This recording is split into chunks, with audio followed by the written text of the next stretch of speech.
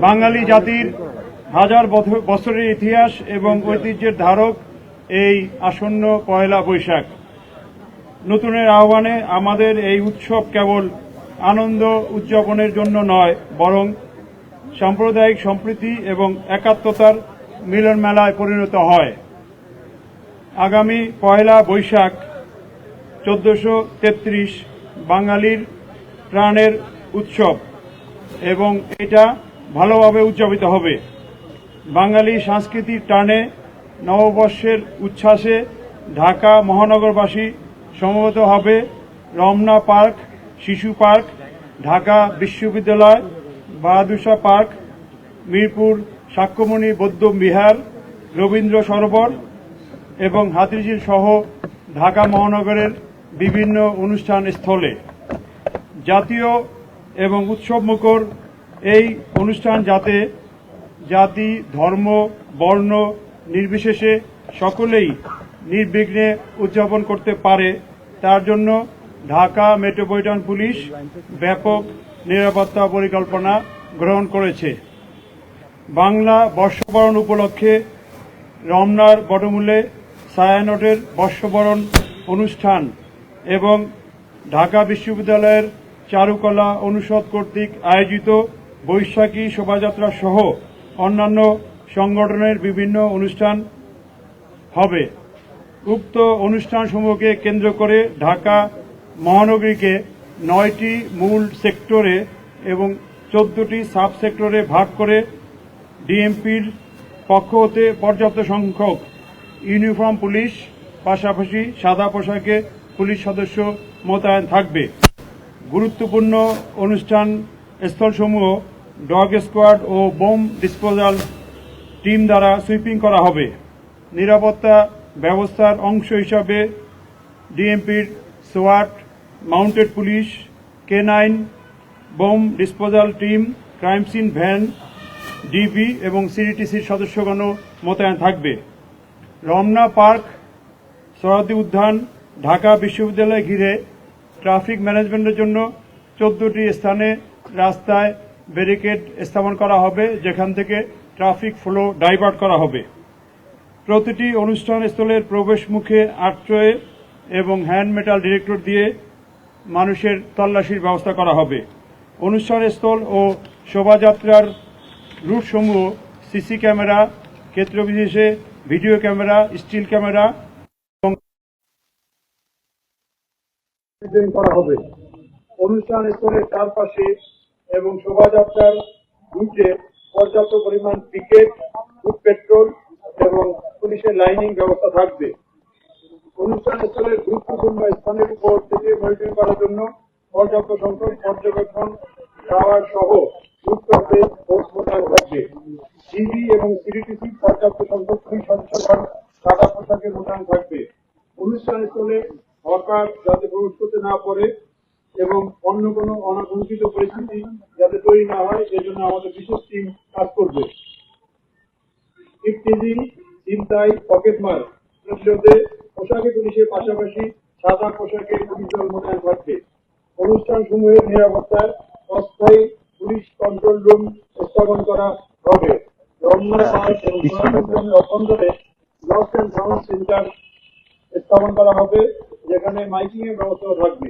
গোয়েন্দা নজরদারি বৃদ্ধি এবং সাইবার পেট্রোলিং সহ নববর্ষ কেন্দ্রিক অপপ্রচার রোধে সামাজিক যোগাযোগ মাধ্যমে যে কোনো অপতৎপরতা ডিএমপি সহ অন্যান্য পুলিশি ইউনিট বা অন্যান্য ইউনিট মনিটরিং করবে।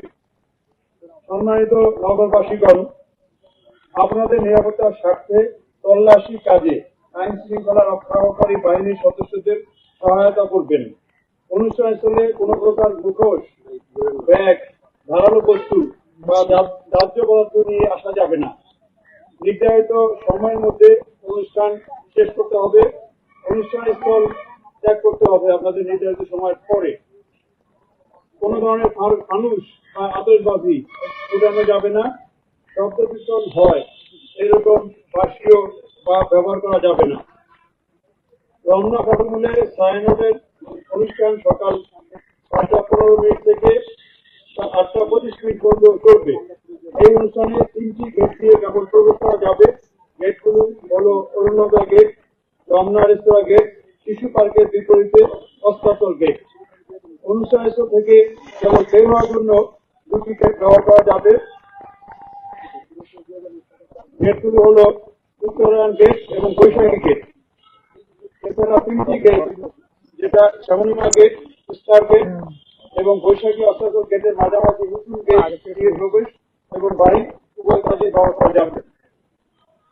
এখানে একটি গেট আছে যেটাকে বলা হর্টিকালচার গেট, এইখানে বন্ধ থাকবে।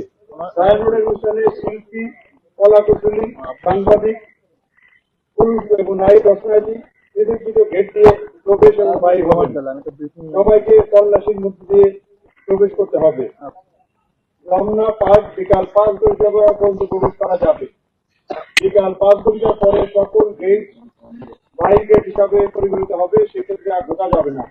অনুষ্ঠান স্থল সমূহে সর্বসাধারণের প্রবেশের জন্য ভোর 5 ঘটিকায় গেট খোলা হবে এবং সন্ধ্যা 6 ঘটিকার মধ্যে অনুষ্ঠান সমাপ্ত করে রমনা পার্ক ত্যাগ করতে হবে। বৈশাখী শোভাযাত্রা পয়লা বৈশাখ সকাল 9 ঘটিকায় শুরু হবে।